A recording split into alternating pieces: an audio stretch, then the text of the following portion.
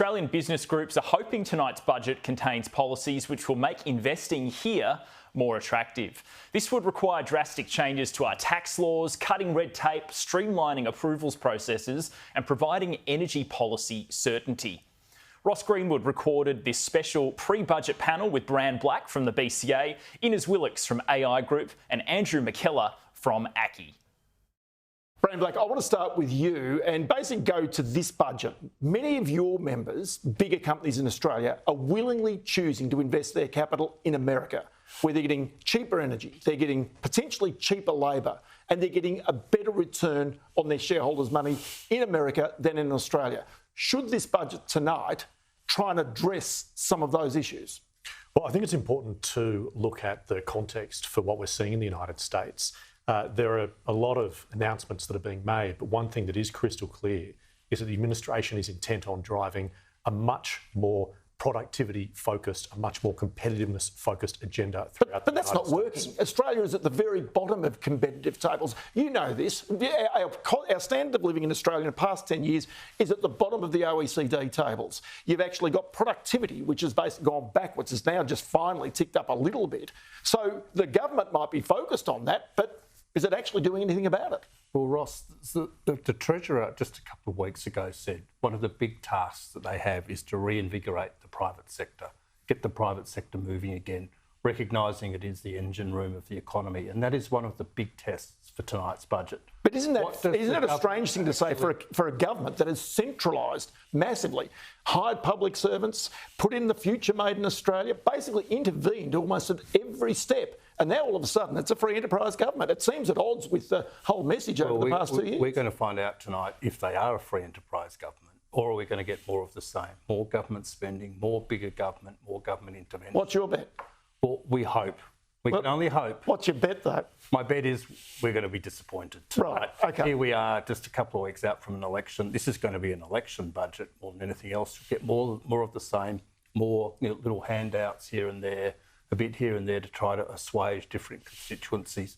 What we need is serious structural reform, or else we will continue to slip down the competitiveness tables and our standard of living will continue to decline and businesses will continue to fail. And truth is, Brand, this is not just the Labor Party. It is the Labor Party, but it's also the coalition, who willingly just follow the spending decisions of Anthony Albanese and just simply take them on as their own because they don't want to cause a political wave. And that is part of the fundamental problem in Australia. The truth is that we absolutely now, on both sides of politics, need to be leaning very heavily into a productivity-focused agenda. We know that Australia is on the path to decline. It's not a question of whether or not we may at some point be on the path to decline. We are. That is a feature of our demographics. That comes through when you consider the fact that there are proportionately fewer and fewer people working in the population to pay for more and more people who are retired.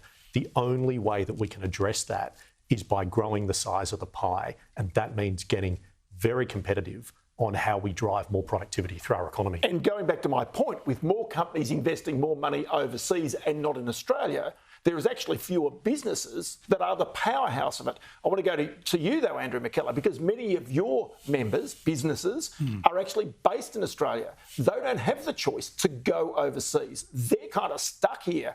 And at the moment, we've got record numbers of businesses going broke, which is really, if you like, it might be that the economy is bobbling along, but that is basically indictable, surely.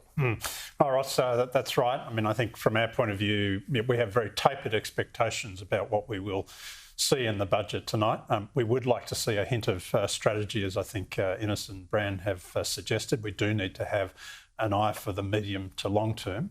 But for small business has been doing it extremely tough. Yes, they may well share in some of the ongoing energy bill relief. That's great. But it's tiny, right? But it's tiny, and it's really, it can only have an impact at the edges. Small business at the moment is being absolutely suffocated by compliance burden and red tape. We've got to do something to address that. We've got to do something to turn around the business investment story, and even something like the instant asset write-off, which has been a small but valuable support in the past.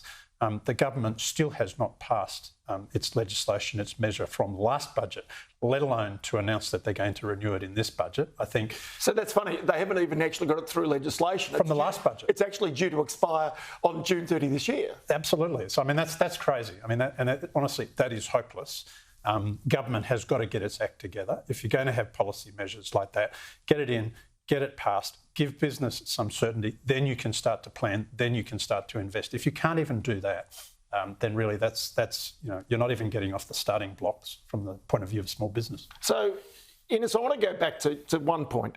It seems to me that with the amount of debt and the deficits that are coming and the government spending right now, which is baked in, Australia is highly vulnerable if the unemployment rate rises from here. It's already seeing lower commodities prices. I get a sense with those debts and deficits rising that Australia is significantly vulnerable if there is a global economic downturn, and who's to say there's not going to be, given the tariff wars taking place? We are at a point of peak vulnerability here, and we're at a point where volatility has gone through the roof. Predictability is no longer there. Certainty is no longer there. We have to prepare our economy for rough times ahead and great uncertainty. And at the moment, we don't have a budget set up to do that, to prepare for contingencies, to build resilience into our economy, to build fiscal responsibility into our economy, to get a budget that's in some way balanced or brought back to being in a reasonable position. We're not in a position to get the private sector economy moving. We have huge labour shortages and skill shortages within our economy. We have unknowns around defence and national security spending, as well as everything else that government's trying to do. This is why, as one of the priorities we have to see, having heard that we're now going to go into a decade of deficits, that governments, no matter what their colour, have to start to try to get the budget in order as quickly as possible to allow us to meet the challenges we're going to face and to build the economy we need to have to get through what are going to be some pretty rough times. OK, so Bran, that needs businesses operating here. At the moment, the government makes more than half of its revenue from PAYG taxpayers. Business obviously is an important element to future tax increases. But if there are tougher economic times in the future, and let's say, for example, this is the precursor to an election where you might end up with a Labor Greens, Labor Teals government in the future, that's not boding well for many of particular the big energy companies in Australia. Well, business is looking for certainty. That's the point that I would emphasise. It echoes what Innes and Andrew have said as well. We hear consistently from our members that what they are hopeful for on the other side of the election is the chance to have confidence that policy settings that are put in place will remain in place, that we will have the opportunity to address some of those structural challenges, that there will be incentives that are put in place to keep businesses in Australia. One of the things that's often put to me is the question, well, why can't businesses just invest more, and what is business already doing? My answer to that is that business is already here. Business is investing, but business has other options. And what we're seeing increasingly is that there are other jurisdictions that present a more compelling story. And the result of that is that whilst we'll keep the investment that we have, we know from what I was saying before, it's not sufficient to arrest the trajectory that we're on. Yeah. If we want to change that, we've got to win more. Well, I'll give you one little example. I think we've got the graphic here we can show people, and that is literally looking at the tax rates of Australia, the corporate tax rate, the top corporate tax rate at 30%. Compare it with Singapore, 17%. Compare it with Europe, around 21%. Compare it with the United States, much lower. So you sit there and say, well, OK, if you're investing and doing the right thing and putting that money into Australia, you make a bob. Look at the tax rate you're paying. Look at what your shareholders then have to suffer. Well, if you consider the United States under the previous Trump administration had a company tax rate of 35%, that was reduced to 21%. At that point in time, Australia became a net exporter of capital to the United States, and we remained in that position for 5 consecutive years.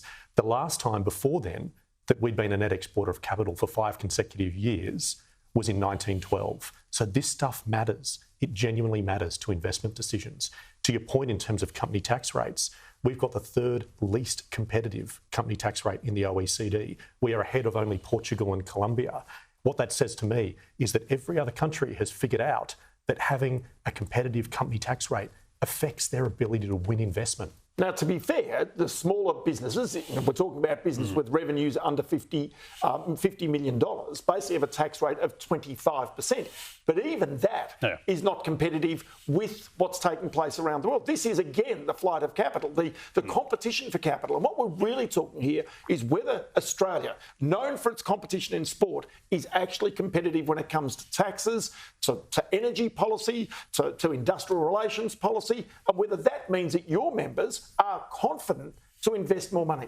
Well, I think that's the real challenge. So the issue is there for the next government. I mean, I know we have to be realistic about what we're going to hear from the major parties over the next couple of months as we lead into a federal election. But beyond that, we have to take this issue seriously. We do have to be competitive. At 25%, we're not. At 30%, we're certainly not. So, that's right. But Andrew, a Greens-Labor coalition after this next election, that would frighten the tripe out of you, surely. Well, I think the Greens in any form of government, I think would. But that's a serious economic challenge. That's a genuine prospect. And look, if we get into that situation, let's cross that bridge when we get to it. Honestly, if we get to that situation, it probably is going to be a case of tear it up and start again. Because that's the whole point about energy policy there, isn't it? Well, exactly. We're not competitive on tax, as you've mentioned. We're not competitive on regulation. We're not competitive across a whole range of areas. Now we've put a millstone around our neck when it comes to energy. It used to be a competitive advantage. Now we don't. We put all the eggs in the hydrogen basket 2 years ago, and that has now dissipated. It's sort of now gone to the wind. We have enormous options when it comes to energy, but we need to build, we need to construct, and we need to get on with it. And there's no sign yet that we're doing that in any way that is going to assist us. You're not going to have a strong, sustainable economy until you get energy policy right. That is the core fundamental, and we're failing. Well, we shall see whether there is a brave new world and a brave treasurer in the budget this evening. Innes Willox, Brand Black, Andrew McKellar, many thanks for your time. Thanks, Ross. Thanks, Ross. Thank you.